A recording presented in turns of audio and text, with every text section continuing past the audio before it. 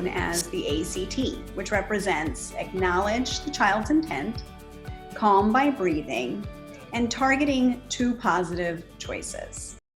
The very first step of the A.C.T is to acknowledge the child's deepest desire and their intent. We will be accessing language such as you wanted or you were hoping. We focus on positive intent with this phrasing.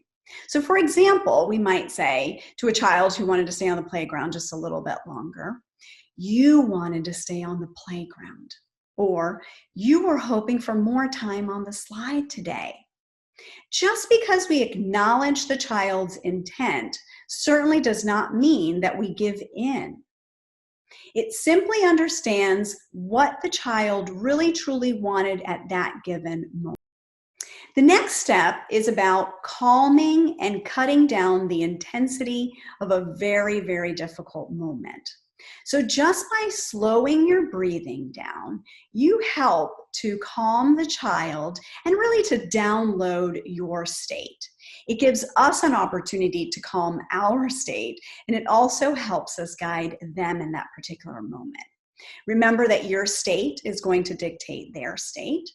Focus on your deep belly breathing to slow everything down.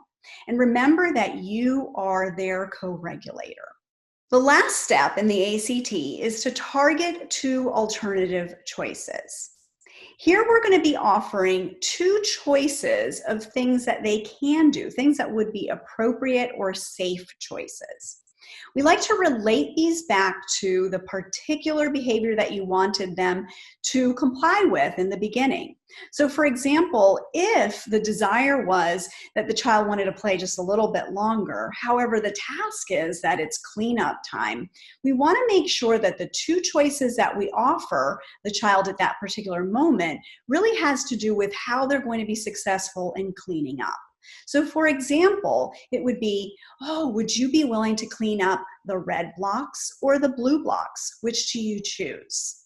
Or it could be, oh, you can clean up the tractors or you can clean up the bus. Sometimes it might be that the child is in a moment of upset because their family just left or their parent left. That might be a moment to offer them 2 alternative choices, which could be you can blow mommy a kiss or you can wave goodbye to mommy. This really helps empower children, and especially our toddlers who are just searching for power at a given moment. The 2 alternative choices are really going to put the power back into their hands so that they can choose. Here are some examples. For a child who's maybe refusing to leave the playground, the phrasing would be as follows. You wanted to stay on the playground.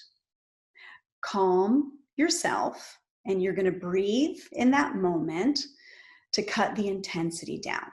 The adult is focusing on their breathing, which will impact the child's breathing. The last step is going to be to target those 2 positive choices. You can hold my hand, or I can pick you up. Which do you choose? How about for a child who's running away at the park, which is unsafe? Once we go to them, go down at their eye level, we're going to focus on what they wanted. You wanted to run, or it could be you wanted to run, you wanted to play. Remember, for the adult to calm. You can hold my right hand or my left hand. Which do you choose? Offer them those 2 choices and show them visually which ones.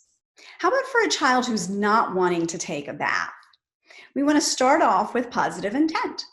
You wanted to keep on playing. That was so hard. You wanted to keep on playing. Remember, adult calming. You have a choice. You can turn on the water or you can pour the bubbles. Which do you choose? And offer those choices visually so the child can see.